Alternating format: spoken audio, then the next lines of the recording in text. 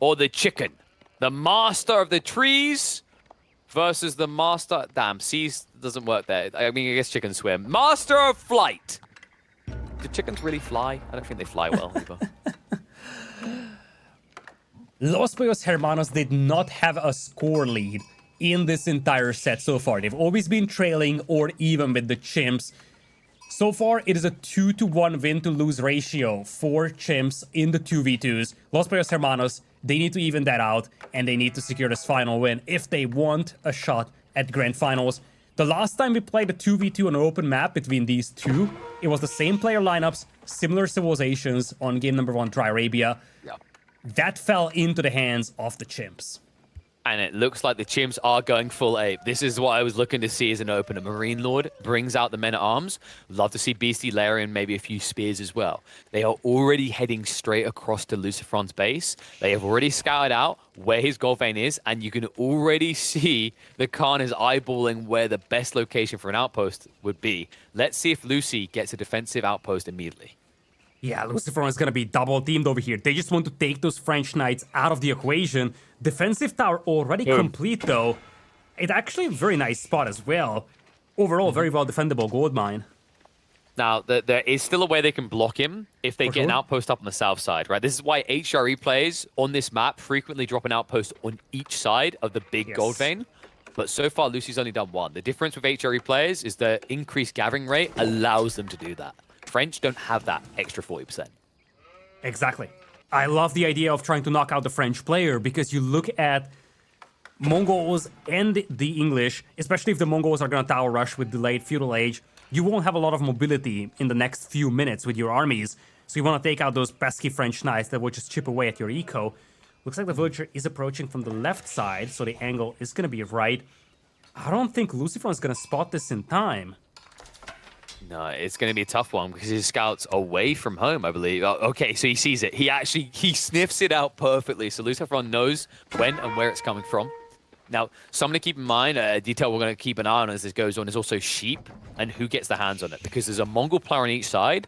If one has an overwhelming lead in that department, the other will be forced into pastures early on, which would mean they're sacrificing early aggression or progression with tech ups. Villagers being pulled over here to fight the tower for the time being will be cancelled. Replaced once again. You're up against Spearmen and Men-at-Arms. This is going to be a challenging one to fight.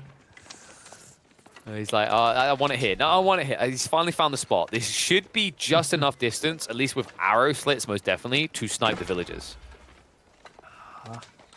Nice little dance out there. VortiX trying to help out with his spearman, but he simply can't find an angle of the villagers. Decides to commit altogether. Gets some nice pokes out there. Oh man, that's frustrating for Beasty as well. Like if he could have kept their full health villager on it, that feels great here, but one stab even better, and it's good enough. So one villager goes down, and Beasty idled the second one. So he has to cancel the outpost entirely and go for an even more defensive option. I loved how VortiX dove in there. He realized that he needs to commit because he needs to buy time for more reinforcements to arrive. Now the Yam, or actually the spear boost coming out, chasing down the other villager, could actually get it. It's so low.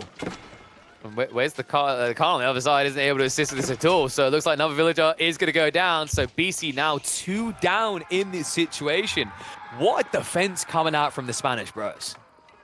Such a lovely defense indeed. And Beasty, he has 8 spearmen that he really can't do much with. He can't commit against the tower. He simply can't drop a new tower unless he pulls new villagers. And you see, Luciferon, he was on and off from that gold for some time, but at the end of the day, he's got safe access. And he's getting ready to get those knights out. Such a great early lead here for Los Pollos Hermanos. Worrisome situation for BC and MarineLorD. You know, you have to consider MarineLorD. He invested a lot into Men-at-Arms, right? He spent 480 resources in total on this. And then the Spearmen you already mentioned for Beastie. So they were heavily invested. Compare that on the other side. You know, Luciferon, he had to build an outpost. Yeah. He built a second scout. That's beneficial for the extra sheep anyway. And a few Spearmen coming out from VortiX. They got so much value out of this opening, and now the follow-up makes a lot of sense. Silver Tree is going to be the choice. This is incredibly popular, especially on Prairie, for the Mongols. It's very hard to shut down as well when you're playing 2 civs that typically go for static units. Exactly. This is why I love the Silver Tree idea over here. Sure enough, the Mongols could go for horsemen, but when Beastie invested into 8 spearmen in Dark Age, that kind of means that he won't have a lot of horsemen out there very soon. So you could get away with that silver 3 play over here. Now, I'm wondering if Beasty and MarineLorD see that. They're torching that at Ovu, but I don't think they have vision on the silver 3 coming up, especially with the con being picked off. Yeah, it's a good pivot out of Beasty and MarineLorD, though. Like, you don't often see them go after a Mongol player, but it's the only option left available to you. Great that they got the snipe on the Khan, so eliminating a lot of vision in the area, but tech up still goes through. They instantly have to walk away. Interesting detail here that will frustrate VortiX, though. He went for a very early pasture, so he clearly didn't get too many sheep on the map. And also, now that he's lost the Uvu, the production rate out of that pasture is going to be pretty underwhelming. Look at the other side, though. Knight is now swooping in. Beasty reacting fast over here. I don't think that there was a single hit by the Knight. Timing was perfect by Beasty. Oh, well, if we can't outpost rush the French player, let's outpost rush the Sith that usually does the outpost rushing. It looks like they're trying to now block VortiX out. And because he went for that silver tree, if they do get this up and they blunt him off of his gold, he's not going to be happy. Unfortunately for them, even with low ground in mind, I'm pretty sure VortiX can safely gather on the east side. It gets better than that. He has archers popping out, so he could just pick off that low HP villager. Knight even disengaged. For a brief moment, the Knight was brought over to try to pick off that villager, but that wasn't necessary. And you see the villager has to just walk back home disappointed. Once again, the tower rush fails. And it's alarming for Beasty. He did lose 2 villagers in Dark Age to the tower rush. And now this villager yields essentially no result. And at the end of the day, VortiX and Lucifer are more than happy in their positions. And also, Silver Tree versus Silver Tree, but the difference is one side has heavy cavalry, right? So we mentioned static comps likely to come out of the Chimps. It means it's much harder now for Beasty to set up trade, at least beneficial trade, unless he goes for short routes and builds outposts frequently, but that's a heavy investment this early on. It might be that he just has to dream of trade down the line and ignore it for the time being. Yeah, but if he does that, they will fall behind so much in resource income. Maybe he's going to think about Mangudai now, just trying to do the same thing that he did in game number 2 pit. Use the Mangudai to oppress the enemy trade. But even that is going to be difficult because VortiX can just mirror that himself. Yeah, and he already has archers, right? So he has the initial counter to small groups of Mangudai, and then he can just choose to max out archers, or as you mentioned, with his trade already online, exceed your Mangudai count. It's a difficult situation, but Beasty does opt into the Mangudai. Be a heavy burden initially on his economy, especially if he can't kick off that trade to begin this game. Yeah. 5 Knights is the count right now for Lucifer, trying to find angles. So far, the Knights have been tracked pretty well by both players on Chimps, so not much damage was done. Problem is that you see these Spearmen are running around like headless chicken. They're confined into their bases because they need to respect the ability of those Knights to chip away with those villagers. So they are essentially defending, and that's something that VortiX is more than happy about because he's going to have the silver 3 reposition for future trade. You know what I always love about... Oh, look at where he's going. Oh, he yoinks in. So, looks like MarineLorD a little bit slow to react. Only loses 1 villager in the end, but still fully static on a very open map. Heavy damage done in return. Like, this is always the difficulty, right? If there's 2 Sieves, rather, you can't dive easily as the French. Number 1's Chinese, but number 2, not too far behind them, are the English due to the double arrow fire. Yeah, and if you would search for number 3, you could make a strong argument for Mongols. It's so difficult to dive under that town center, especially if you even have some 1 or 2 defensive towers.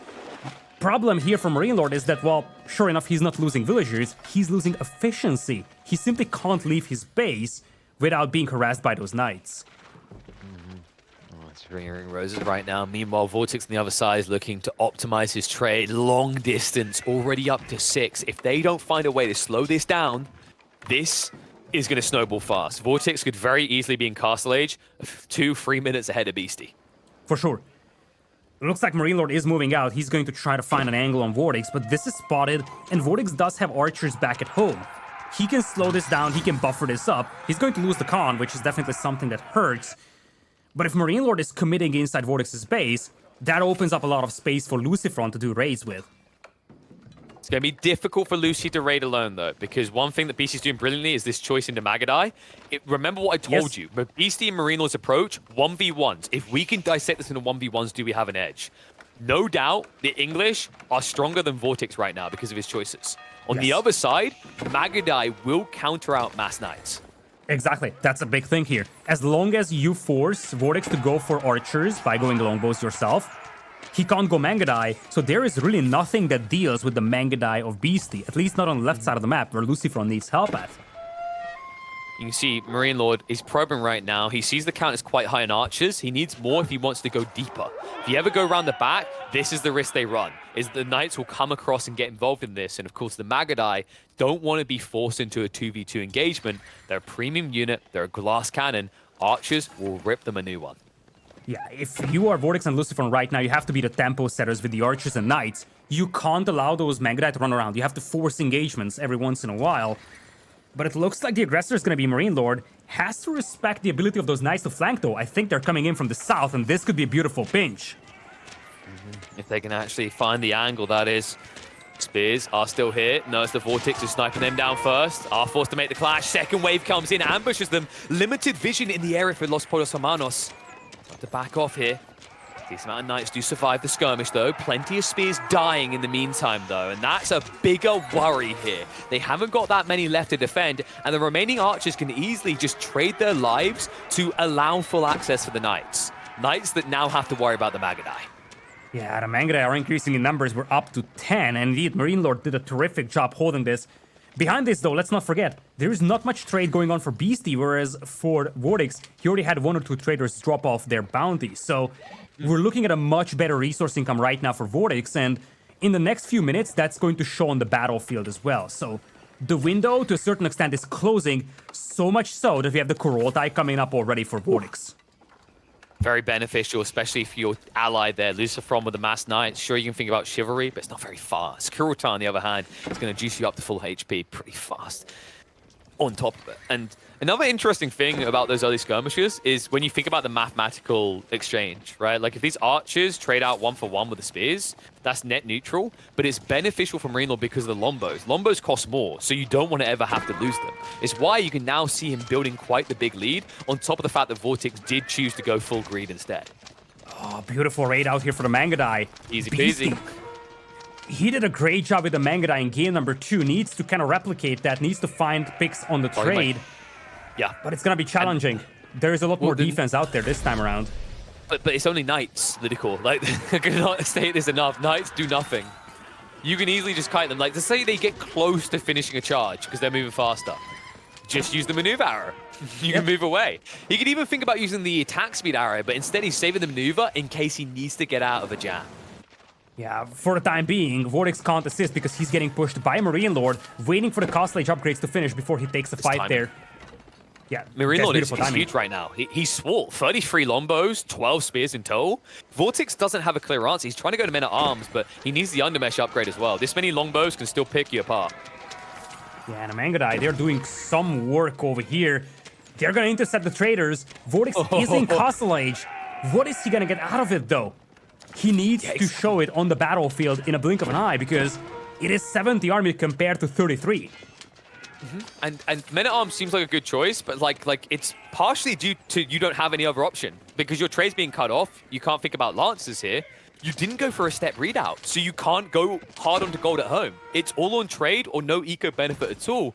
They've read this perfectly. This is not a very comfortable state of affairs. Los Pollos Hermanos need to find a way to scrape together probably 50 men-at-arms and preferably a Mangonel to combat this. Yeah, this is going to be a pain to deal with. And this is a really good synergy between the Mangudai and the longbows. By having longbows, you force the opponent's Mongol player to do something other than Mangudai, and then Beastyqt just has the Mangudai and isolates the French player, and it's working to perfection. Now he has 2 or 3 small groups of Mangudai picking apart the cavalry, raiding as well. And if you look at Lucifron, he's got 11 knights, sure thing, but many of them are battered because of the Mangudai fire. And think about the mathematical trade here. Like, if Lucifron trades a knight for a trader, that's a bad trade. But he has to keep sending knights to deal with this. So BC can kind of predict where he's going to go and use Mangudai in those areas. It means he's always going to be one-upping Lucy. Still, VortiX does have a tech up, but still, we haven't really seen him be able to fully access or use that yet. Finally, he's looking for a clash. Lombo's, of course, incredibly slow to move away. It means you have to engage in this area. But Maneuver Arrow is going to allow the men-at-arms to gap close. Spears are going to brunt this away. Knights are coming behind this, though. And remember, this is too close to the archers. BC can't necessarily engage. Yeah, this is what VortiX and Lucifron needs. They need to wipe this army out to make sure that there is nothing that can possibly stand in the way of VortiX's own Mangudai, and they're doing just that. Spearmen getting focused down, and those Castle Age archers are finally paying for their price, and the men-at-arms are there to soak up the arrow fire. Finally, Lucifron and VortiX become the tempo setters again. Yeah, they're regrouping the whole force here, though. Archer count is only down to 15. That's not that many. Even if you clean up the longbows, the Mangudais will clean what remains. It's just you need to trade your life to get rid of archers, because Beasty has the winning element in this fight. Network of castles finally ring-a-ding-dings. Spearman coming in, second wave of Mangudai as well. A heavy commitment. Lucifron now exchanging practically his entire cavalry battalion. Archers wiped out as well. If you only have men-at-arms, Mangudai will win this. Oh my goodness. So reminiscent to game number 1. Are they willing to commit against the network of castles? Looks like they're gonna pull back for the time being. You but die as you now, said, though. Where do you go, Lidakor? Like, you move. Look how slow they are. Exactly. What's more worrisome is that you still haven't addressed the Mangudai. They're focusing so much on the longbows that the Mangudai are still out there in great numbers. We have 26 of them on the battlefield. Not slowing down. Like, BC, he could slow down and think about a tech up. Like, if he actually ever gets an opportunity to upgrade, if he gets enough trade going for that, the upgrade with veterancy on these Mangudai will wipe out anything that Lucifron can do and create a net even situation between him and VortiX. Yeah, he's gonna get some of these drop-offs before the traders get killed by this lonely knight. I think he's getting ready for Castle Age indeed. There it is. They're both going. It's not one, it's two. Lucy is now on an island alone. He's also losing the knights. This is going to force him to reinvest, and he can't get away. Attack speed arrow comes out. Several knights are going to go down. He retreats back to his base. Worst case scenario, look how many he's queued up. He's not teching up himself. He's reinvesting into heavy cavalry. Oh, this is looking very grim now for Los Pollos Hermanos. Mangudai once again just dominating the battlefield. 2 times did Beasty go for this unit in this set. Both of the times, they were looking really good and they really paid out for their price. Now this is just such a pain to deal with. Those knights are non-factor. And on the other side, how long can VortiX hold 1 versus 2 almost? I think MarineLorD, the read here is just go knights. Add a few knights in, because one thing that you have to worry about, you should have had this feeling that Mangonels will eventually enter VortiX's comp. It's the only logical approach for him to take next, and we're seeing them now being built. If you get a few knights, you can snipe out against this composition. There's no spearmen to protect the siege weapons and no units to protect this pocket eco. French players always want to play the midfield, and Beasty is spanking Lucifron for exactly that.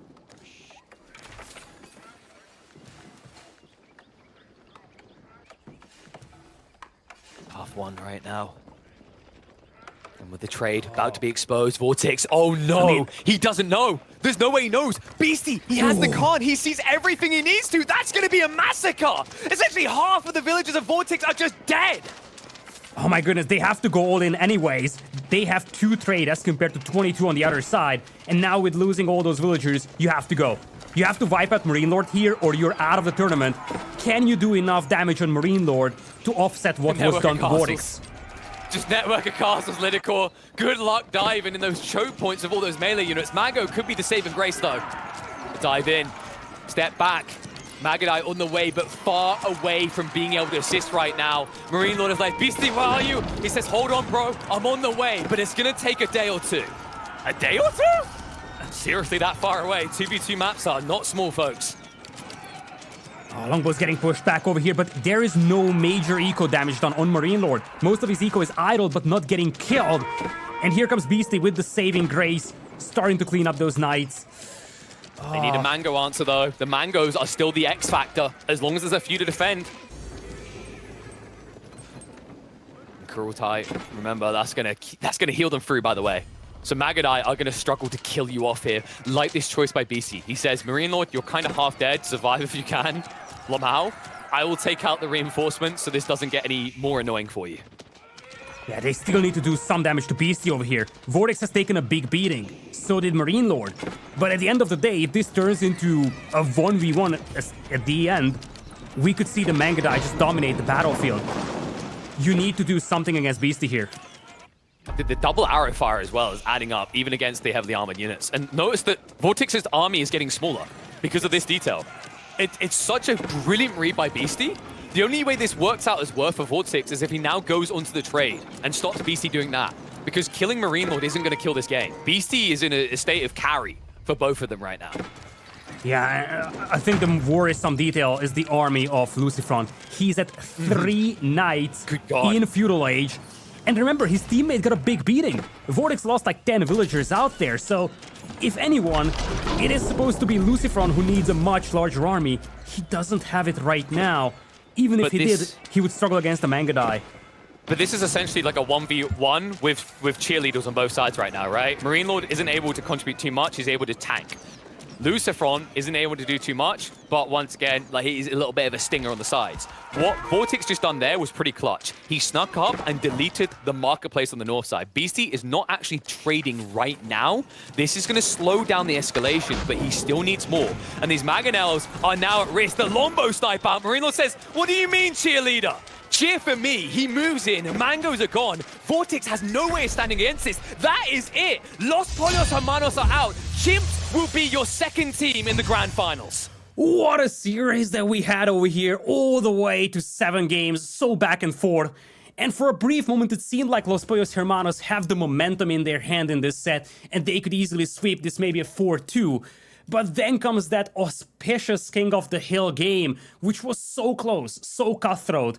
It was a razor-thin margin by which the Chimps won. And then this game, the Mangudai once again reigns supreme. Beastyqt really can thank a lot to these units in this set. 2 games, both the pit game and this one, where the Mangudai really showed their prowess. And at the end of the day, as you said, the Chimps will be the second team going into the semifinals after what was a crazy semifinal. I have no words for this set, really. This could easily have been a grand final. I mean, how do you top it? Well, there's only one way. We have to make the grand finals a best of 9. Make no mistake, folks. We are still going to get, I'd say, 2 of the top 3 expected teams in the grand finals at the end of this, but what a way for this to play out. Essentially, its own grand finals. Los Pollos Hermanos, who are the previous champions in team tournaments, go out in the semis. Chimps made up of arguably like top 3 in the game. Definitely at least the top 2. I think no one will dispute MarineLorD and of course, Beastyqt are seen as the 1-2, especially with how things have been playing out a lot of tournaments. You know, maybe you stick Mr. in there. DeMusliM is easily top 5 as well. Like, this is a stacked team that is delivering as expected. Indeed, they do deliver. On the other hand, Los Pollos Hermanos made them run for their money. Absolutely unbelievable set over here. Not just the overall scoreline being very close, but the individual games as well. So many games decided on tiny details. Once again, we just go back to that game on King of the Hill, where the castle from VortiX on the sacred site was 95% completed with 2 minutes remaining on the sacred site countdown. Yes. So little details, they do matter so much, and in the end, the Chimps, they have the upper hand in this set. But really, honestly, no matter which team would have won this, it's something that either of them would have deserved. And yeah, they both worked incredibly hard. I think to that whole point of that game, I don't want to focus on it too much because there's a brilliant series played out by both, and it was on a razor's edge. You can't focus too much on that. You learn from it, but if you wallow in it, you're going to just beat yourself up and play worse in the future for it because you'll doubt yourself. There is no doubt in my mind, Los Pollos Hermanos had some amazing performances here. Chimps ultimately come out ahead, and they look strong in each of their games. But when you look at Pollos Hermanos' ones as well, they had some standout ones here, right? We talk about the game where they were able to essentially remove DeMusliM from the equation on Golden Swamp. Then we move forward to Coastal, which was literally just Mr. carrying the whole game by himself, having backup if need be. You know, they had some amazing performances. They performed as expected here, but Seed 1 versus Seed 2, a lot of people will feel like this was a grand final itself. The big question mark is whether next weekend can now live up to the hype that this series has set.